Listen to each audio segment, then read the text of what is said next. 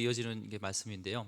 오늘 말씀의 배경은 그렇습니다. 이제 6월절 그리고 오순절 그리고 더불어 초막절이 이스라엘의 이제 추수절기와 맞이하면서 맞닥뜨리면서 굉장히 중요한 절기고 또 이게 축제와 같은 길게는 한 일주일 정도 이렇게 지속되는 시간이 이때였습니다. 지금 이제 그 최대 축제 하나는 이제 초막절이었죠. 예루살렘의 각지에서 이 지중해 있던 디아스포라 흩어져 있는 유대인들이 다 모여서 이제 같이 축제를 가졌습니다.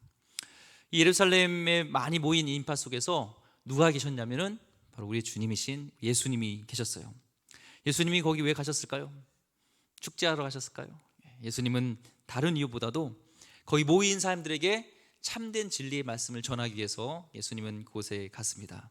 그 말씀 중에 하나가 지난주에 본문이었던 요한복음 7장 37절과 38절 말씀에 누구든지 목마르거든 내게로 와서 마셔라. 나를 믿는 자는 성령의 이름과 같이 그 배에서 생수의 강이 흘러나리라 하면서 우리가 중요한 성령 충만을 받기 위해서는 예수를 믿는 자, 시선을 예수님께 돌리는 자가 늘 성령 충만할 수 있다는 것을 우리가 같이 나눴죠. 그래서 우리가 예수님을 바라보고 예수님께 시선을 고정해야 된다라는 것을 같이 나눴습니다.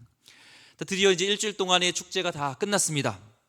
그리고 해가 이제 지면서 땅거미가 내려앉았던 그런 시간이었어요. 오늘 이 본문이 그 순간이죠. 이스라엘은요 굉장히 추워요. 여러분 추우시죠? 지금 이스라엘은요 일교차가 심해요. 이스라엘이 무슨 추워 생각하지만 일교차가 심해요. 이 낮에는 굉장히 덥지만 저녁에는 이게 추워요. 그래서 이 이스라엘에서는요 오히려 이 더워서 죽는 사람보다 추워서 죽는 사람이 많대요. 방심하고 있다가 이게 추운 거예요. 이게 추운 거죠. 이런 상황 속에 있습니다. 근데 오늘 말씀에 이제 7장 요한복음 7장 53절과 8장 1절에 보니까 이렇게 얘기합니다. 다 각각 집으로 돌아가고 예수는 감람산으로 가시니라. 이 원문을 뜻을 정확히 옮기면 이렇습니다. 무리들은 다 각각 자기 집으로 돌아갔다.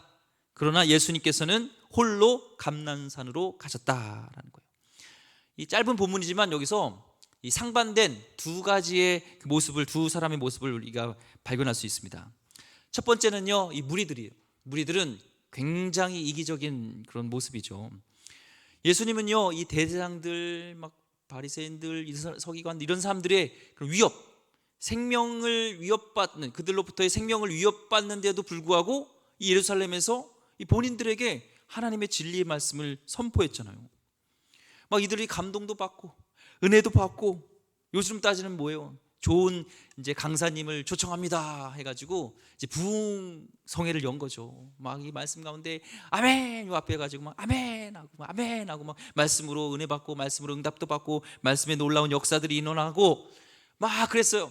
그런데 이제 말씀이 이제 집회가 끝나고 저녁이 돼서 이제 돌아가야 되는데 본인들은요 그냥 집으로 돌아가고 강사 목사님은요 밥을 먹든지 어디서 머물든지 상관도 안 하고 그냥 돌아가 버린 거예요.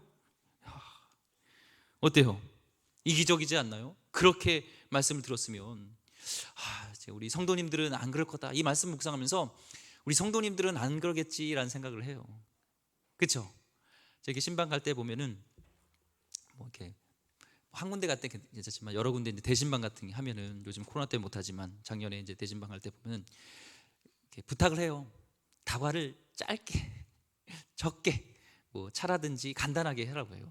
왜냐면 이 대접하는 분은 이게 조금이지만 이게 10집을 가면요 10번 먹어야 돼요. 덕분에 제가 확진자가 된다고 했고요. 우리 성도님들은요 그렇게 대접하길 좋아해요. 보면요. 그래서 이렇게 먹어서 배고프잖아요. 첫 번째 집은 배고픈 게 배부르잖아요. 첫 번째 집에서 좀 먹는데 점점 가다 보면 배불러요. 그러면 이제 조금 먹으면 성도님이 좀 서운해하실 수 있어요. 그러면은 싸주세요. 그리고 가져가서 먹고 확진자가 되는 일들이 있습니다. 우리 성도님들이 있으면은 분명히 우리 예수님 맛있는 거 드셨을 테고 아마 좋은 집에서 이렇게 편히 주무셨을 거예요. 그렇죠? 여기 예수님 오시면은 저희 집에서 머무세요 이렇게 하지 저희 집 안 돼요 이럴 필요는 없잖아요. 근데 지금 이 무리들은요 이렇게 이기적으로 그렇게 예수님의 말씀을 들었음에도 불구하고 예수님을 아랑곳하고 자기네들 집으로 돌아가 버렸습니다. 두 번째 모습을 발견할 수 있는 것은 우리 주님의 거룩한 모습이에요. 이 상반되죠. 우리가 거룩하다 보면은 어떤 게 거룩할까요? 거룩. 목사님, 권사님, 안녕하세요. 이런 목소리를 내면 좀 거룩할까요? 진짜 거룩은요, 우리 삶 가운데 하나님을 사랑하고 이웃을 사랑하는 것, 이게 거룩이죠. 그렇잖아요. 거룩한 것은 하나님 사랑하고 이웃을 사랑하는 것으로 나타나야 되는데, 우리 주님께서는 정말 우리를 사랑하셨어요. 그래서 한 영혼이라도 더 사랑하고, 오늘 이 초막절에도 예루살렘을 찾아서 목숨 걸고 한 영혼이라도 진리로 이끌기 위해서, 한 영혼이라도 하나님 나라를 알게 하기 위해서 그렇게 복음을 전하고 말씀 전하고 했던 예수님, 밤이 됐습니다. 누구 하나 우리 자기 집으로 초대한 사람이 아무도 없어요. 다 돌아가 버렸어요. 예수님 얼마나 이 배신감을 느끼시고 외로웠겠어요. 근데 주님은요, 오늘 말씀에 보니까 그들을 탓했다는 말이 없어요. 예수님께서 배신감을 느끼셨더라, 이런 말씀이 아무리 찾아봐서도 없습니다. 예수님은 그렇게 사랑을 전하고 사랑을 주고 말씀 전하고 정말 어떤 대가를 요구하지 않았어요. 제발 얘들아, 제발 여러분, 저 하룻밤만 좀 재워주세요. 저 밥 많이 안 먹어요. 집도 조금해도 괜찮아요. 이런 애걸하지 않았어요. 홀로 갈망산에서 밤을 지새우시고 또 내려오신 후에 이렇게 자신밖에 모르고 돌아갔던 이 사람들을요, 이게 다시 다음날 또 말씀을 전하는, 우리가 볼 때는 뭐 무르도 없고 간도 쓸개도 다 빼놓으신 분 같아요. 사랑의 눈머신, 사랑의 거룩하신 우리 예수님의 모습을 우리가 볼 수가 있습니다. 저 같으면요, 됐다 이것들아 하고 떠났을 것 같아요. 근데 우리 예수님은 안 그래요. 예전에요, 이 조계종에서, 불교 조계종에서 전국 사찰의 재산을 공개한다고 발표를 했습니다. 그러니까 이 어디에 이목이 이제 집중됐냐면 교회에도 집중이 됐던 거예요. 조계종이 전 재산을 이렇게 공개해? 그러면 개신교는 어떻지? 그런데 어떤 개신교의 모 교단에서요, 신성한 교회의 재산은 모두 하나님의 것이므로 세상을 향해서 재산 공개란 있을 수 없다라는 내용으로 이 성명을 발표했습니다. 그런데요, 희한한 것은 그 성명서의 마지막 부분이 이렇게 돼 있어요. 단 이단과 사이비 교단에 대해서는 이 기회에 강제적으로라도 재산을 공개케 하여 그 불법성을 만천하에 밝혀야 한다는 것이다. 가로 닫고. 굉장히 이기적이지 않나요? 그렇죠? 이런 오늘 무리들의 이기적인 모습들을 보게 됩니다. 이 거룩은요, 그렇게 이기적인 모습이고 나 자신을 내려놓지 못하기 때문에 사랑의 열매가 없어요. 생명의 열매도 없어요. 예수님은 사랑이시기 때문에, 거룩하신 분이기 때문에 늘 가는 곳마다 열매가 맺힌 줄 믿습니다. 우리 이 거룩을 상실한 이 교회는요, 추한 어떤 이기 집단 이외에는 아무것도 아닌 거예요. 우리 교회가 거룩해지기를 소망하고요, 교회가 거룩을 회복하기를 원합니다. 여러분도 거룩하다는 것이 아까처럼 목소리만 이게 아니라 진짜로 사랑하고 하나님 사랑하는 모습이 있었으면 좋겠습니다. 정말 오늘 돌아보면서 나 자신도 한번 돌아봤으면 좋겠어요.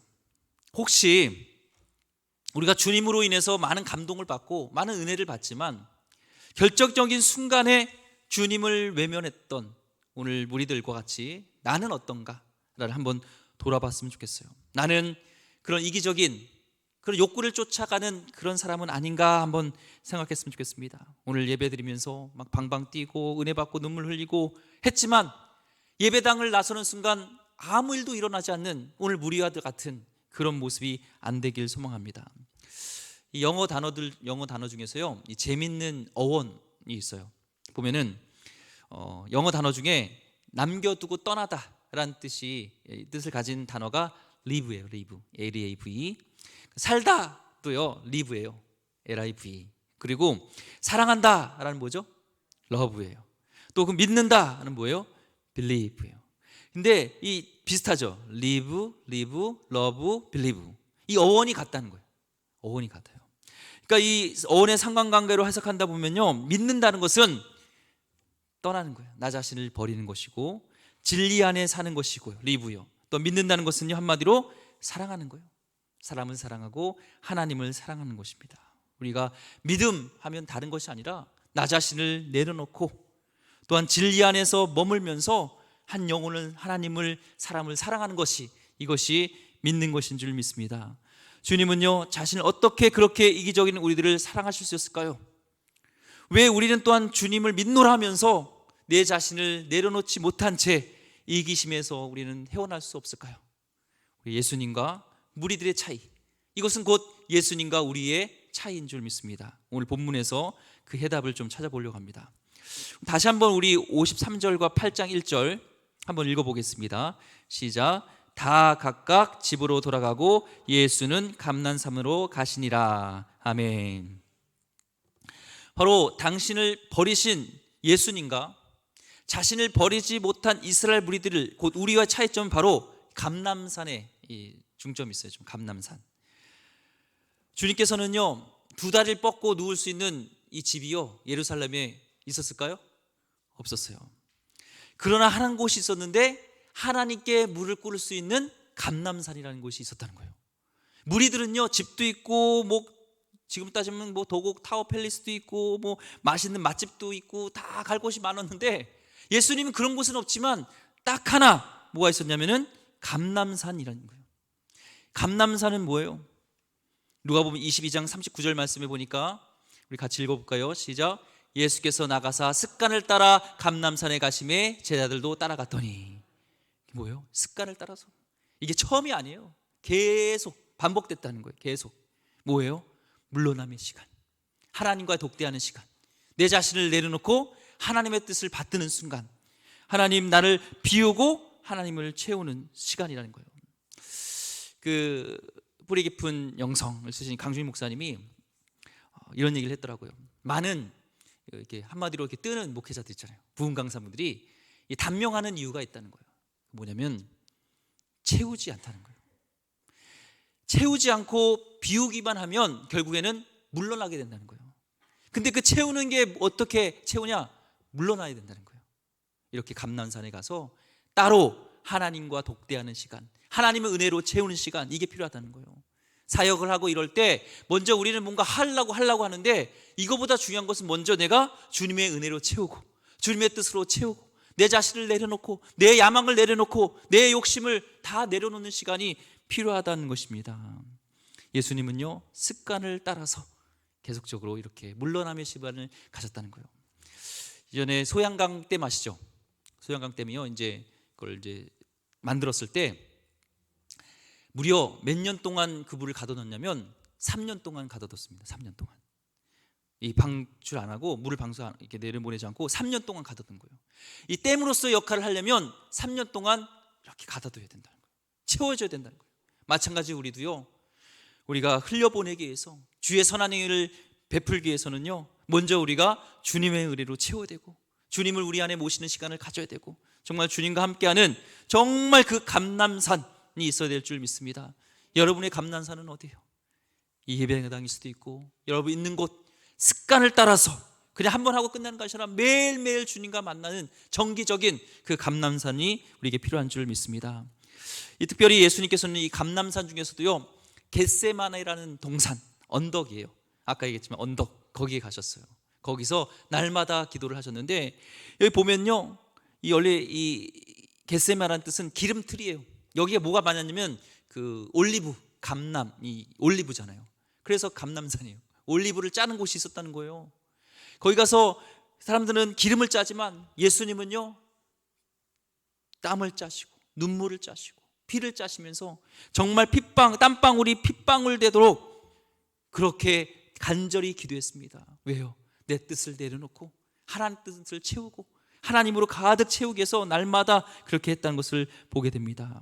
우리는 내 자신을 버리고 기도하는 시간, 내 욕망을 버리는 시간, 그런 곳, 진정한 감람산이 필요한 줄 믿습니다. 습관의 감람산을 쌓기 위해서 우리는요, 기도가 나를 위한 기도, 여기 있는 중에 있죠. 예수를 믿는 사람 중에요, 기도 안 하는 분은 없어요. 그런데 이 감람산의 차이는 뭐냐면 바로 이거예요. 내 기도가 아니라 타인을 위한 기도, 주님의 뜻을 승화시키기 위한 그 기도, 이것이 감람산이었다는 거예요. 우리는 내 자신을 내려놓고 하나님의 뜻을 위한 기도로 승화되는 그 감람산을 날마다 습관을 따라서 머무시기를 주의 이름으로 축원드립니다. 2절 말씀 읽어보겠습니다. 2절 말씀 시작. 아침에 다시 성전으로 들어오시니 백성이 다 나오는지라 앉으사 그들을 가르치더니. 아멘. 이 짧은 구절에서요, 우리는 위대한 교육자로서의 우리 주님을 만날 수가 있어요. 오늘 말씀 제목이 뭐였죠? 바로 한 사람의 바른 교육자였잖아요. 예수님은 또는 우리에게 바른 교육자의 모습을 보여주는데요. 지난밤 이제 예수님을 버리고 쫓아갔던, 이제 도망갔던, 가버렸던 무리들에게 다시 예수님은 찾아오셨습니다. 그리고요, 그들에게 말씀을 가르치셨어요. 예수님이 가르치셨어요. 그 이재철 목사님이 예수님을 통해서 깨닫는 참된 교육자의 4가지 특징을 얘기했습니다. 예수님을 통해서 우리가 배우는 참된 우리 교육자의 모습이 있다는 거예요. 첫 번째는요, 참된 교육자는 어떤 경우에도 피교육자에게 너는 안 되겠다는 식의 부정적인 말을 하지 않는다는 거예요. 예수님은요, 너는 안 돼라는 그런 부정적인 말을 하지 않았다는 거예요. 이럴 수 있죠. 야, 너 어제 나 버리고 갔지? 야, 그러니까 안 되는 거야. 나 버리고 저렇게 족발 맛있게 먹었냐? 그래, 그 좋은 침대에서 잤냐? 나는 자연산 돌침대에서 잤다야. 막 이렇게 하지 않았어요. 보아하니 넌 틀렸어. 싹수가 노래. 이런 말을 하지 않았습니다. 예수님은요.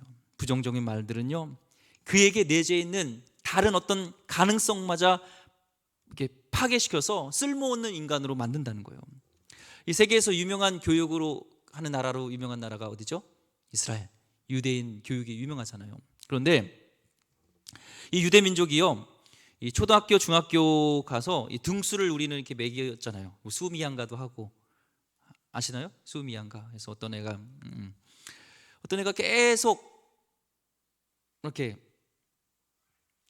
양만 받아오는 거예요. 뭐 가만 받아오는 거예요. 그러니까 아빠가 긍정적인 아빠예요. 좋게 얘기해 주라고. 얘야, 너무 한 과목에 집중하지 마라. 그런 얘기를 했대요. 우리 수미양가 이렇게 평가를 하는데 이 유대인들은 그렇게 평가하지 않는답니다. 그렇다고 평가를 하지 않느냐, 그런 건 아닌데 이렇게 좀 다르게 평가한대요. 예를 들면요, 수학을 예로 들면은 이 아이는 곱셈의 경우에 2자리 숫자까지 자유자리로 다룰 줄 안다. 만약에 나누기를 한다면 이 아이는 나누기의 경우 3자리 숫자까지 이렇게 다룰 줄 안다. 이렇게 하는 거예요. 그 사람의 능력에 따라서 평가를 하지 막 이렇게 비교하면서 등수를 정하거나 그러지 않는다는 겁니다. 예수님은요, 지금 이 무리들이 나중에는 이제 빌라도 앞에서 십자가에 못 박아라 할 그 무리라는 것을 아셨어요. 예수님은. 그런데도 예수님은 이미 알고 있는데도 그들의 부정적인 모습을 본 게 아니라 가능성, 그렇게 나를 배신하고 또 밤에도 배신해서 돌아갔고 나를 십자가에 못 박으라 하는 그 무리들이지만 나중에 이들이 훗날 이제 사도들과 함께 초대교회 예루살렘의 그런 모교와 같은 이 교회의 무리가 될 것을 예수님 보시고 기대했다는 것입니다. 주님께서는요, 이렇게 참 교육자가 될 수 있는 것은 사랑하는 마음이었죠. 사랑하는 마음. 오늘도 우리가 여러분의 자녀들을 교육할 때, 또 누군가의 교육을 할 때 먼저 우리는 사랑하는 마음으로 이렇게 교육하기를 소망합니다.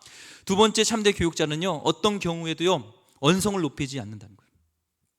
언성을 높이지 않는다는 거예요. 언성을 이렇게 높인다는 것은 이미 감격이 격해져 가지고, 참된 교육은 교육자와 피교육자 간의 인격의 흐름인데 이거에 비해서 막 감정이 흐른다는 것은, 격해진다는 것은 그 인격적인 교류가 차단된다는 것이죠. 예전에 저희도 신학대학교에서도 이렇게 기수별로 이렇게 모임이 있었습니다. 이렇게 선배들 이렇게 모임이 있었어요. 왜 모일까요? 빠따 때리는 거죠. 이렇게 군대 문화가 있었습니다. 그래서 우리가 동기가 모여서 끝나고 맞고 나서 야, 참 분위기는 참 좋아졌는데 이게 과연 성경적일까? 이걸 이렇게 토론했습니다. 그래? 그럼 예수님이 제자들이 마음에 안 들면 막 이단 협착에 하시고 막 그러지 않았을까? 그러지 않으셨잖아요, 성경에. 그러면 우리도 그렇게 하시면 안 되지, 이런 결론을 맺었습니다. 참된 교육자는요, 어떤 가운데도 그렇게 흥분하거나 내 어떤 언성을 높이거나 막 감정을 표출하지 않는 거죠. 예수님은 그러지 않았습니다. 세 번째는 참된 교육자는요, 지금 당장 열매를 요구하지 않는 거예요. 기대하는 것이죠. 이 농부는요, 오늘 씨를 뿌리고 다음날 당장 거둘 거라고 생각하지 않아요. 가을이 될 때까지 이렇게 기다리는 것처럼 인내가 필요한 것이죠. 참다운 교육자들은요, 급하지 않고 인내합니다. 마지막으로 이 참된 교육자는요, 자신을 찾는 자를 이렇게 마다하지 않는 거예요. 이 한마디로 하면요, 이 거리가 가까워요. 예전에 그 TV 조슈아라고 혹시 아는 분 보시겠습니다. 제가 예전에 교회에 막 귀신 쫓아내고 막 병자를 고치고 막 굉장히 유명해요. 그게 나이지리아인가 사람인데 그런데 굉장히 유명해요. TV도 그 자체 방송국도 운영해요. 그래서 한국에 왔어요. 그런데 그 사람 만나기 너무 힘들더라고요.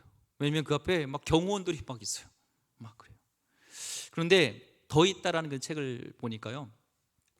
그 김태영 씨라는 그 국민일보 종교국 부장님인데 그분이 이제 대가들, 영성의 대가들, 뭐 어떤 조용한 영성, 또 뭐 말씀의 영성, 또 뭐 어떤 기도의 영성 이런 대가들 전 세계적으로 만난 거. 한국에서도 뭐 유기성 목사님이라든지 예전에 대천덕 신부님이라든지 또 전 세계 뭐 마이클 모로 뭐 여러 가지 마이클 비클 뭐 리차드 모우 뭐 이런 유명한 분들을 다 만나는데 공통적 특징 어떤 대가들 영성의 대가 특징은요 만나기가 쉽다는 거예요.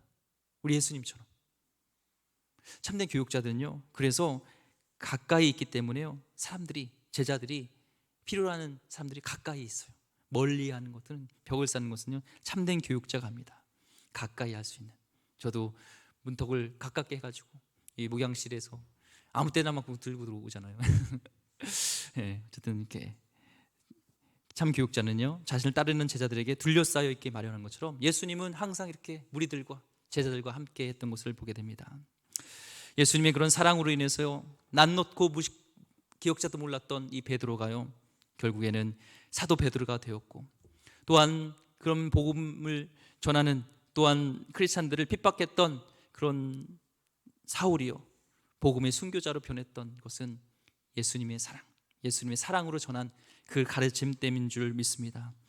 우리가 예수 그리스도를 본받는 것은요 크리스천의 의무라면 우리 또한 주님을 쫓아 교육자가 되어야 된다고 믿습니다. 부활하신 주님께서 이 마태복음 마지막 장에 절에 이렇게 말씀하셨죠. 마태복음 28장 19절과 20절 말씀에 그러므로 너희는 가서 모든 민족을 제자로 삼아 아버지와 아들과 성령의 이름으로 세례를 베풀고 내가 너에게 분부한 모든 것을 가르쳐 지키게 하라. 볼지어다 내가 세상 끝날까지 너희와 항상 함께 있으리라 하시니라. 아멘. 주님께서는요 복음을 전할 때 단순 입으로만 전하는 것이 아니라 주님께서는 우리에게 분부한 모든 것을 가르쳐 지키게 하라라고 명령하셨습니다. 즉 우리 한 사람 한 사람이요 모두 교육자가 되라는 명령입니다. 그래서 주님의 사랑을 생명을 진리를 만나는 사람에게마다 우리의 삶을 보여줌으로 우리는 가르쳐줄 의무가 있는 거예요. 가르쳐 지키게 할 수 있는 그 의무가 있는 것입니다. 이것이 나 자신을 살리고 또는 우리를 살리는 길이요 우리 자식들이 살아갈 이 세상에 살리는 길인 줄 믿습니다. 한 사춘기 딸을 둔 어느 집사님이요 유난히 성격이 까다롭고 고집도 센 정말 키우기 힘든 아이가 있었어요. 딸이 있었어요.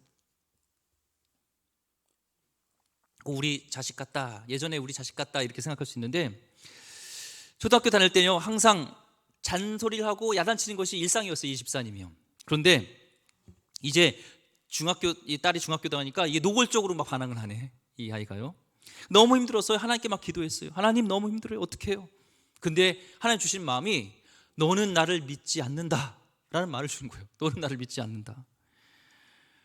딸아이에게 계속 야단치고 잔소리하고 이런 것으로 인해서요 관계가 깨어지고 걱정하고 낙심하고 이런 것들이 믿지 않는 것이라는 그런 하나님의 마음을 줬다는 거예요. 그래서 이 집사님이 기도하면서 주님 제가 항복합니다. 제가 한번 진짜로 이제는 주님을 의지하고 믿어보겠습니다 이렇게 결단했어요. 그러고 나서 보니까 딸아이 행동이 이제 다르게 보이더는 거예요. 자신과 딸아이의 성품이 좀 반대라는 것을 좀 알게 되고 보게 됐다는 거예요. 기질이 다른 거예요. 자기는 좀 순종적이어서 시키는 일을 이렇게 좀 하고 스스로 이렇게 순종적이어서 시키는 일을 잘하지만 어떤 스스로 하는 일은 잘 못하는 이런 성격이었는데 이 딸아이는 이 자발적인 성격인 거예요. 그래서 시키는 거 굉장히 싫어하고 오히려 놔두면 잘하는 이런 성격인 것을 알게 된 거예요. 그래서 딸아이에게 그동안에는 막 지시했던 것을 바꿨습니다. 지시하지 않았어요. 그 대신에 무슨 일을 이제 시키고 싶은 게 있으면 하나님께 기도했어요. 하나님 저 일 좀 하게 해주세요 하면서 막 기도했어요. 하나님 정말 우리 딸이 일하고 싶도록 해주세요. 스스로 결심하게 해주세요. 물론 말하면서 은근히 이렇게 하라고 유도를 했지만 하나님께 맡기고 기도를 했습니다. 그리고 이렇게 품어줬습니다. 학원 가는 것도 결정하게 하고 공부하는 것도 야단치지 않으면서 이렇게 결정할 수 있도록 했어요. 그리고 하나님 어떻게 이 아이에게 내가 얘기해야 될까요? 하나님 어떻게 가르쳐야 될까요? 물으면서 나갔습니다. 근데 시간이 지나면서 그 딸의 아이가 변화하게 되었고 성적도 들어보니까 오르고 흐뭇한 일들이 많이 생겼어요. 한 번은 딸아이가 엄마에게 엄마 이제 고등학교 이제 시험을 앞두고 중요한 시간이었습니다. 근데 딸아이가 갑자기 일주일 동안 나를 가만 내버려 두라는 거예요. 자기 놀게 해달라는 거예요. 자기 소원이라고.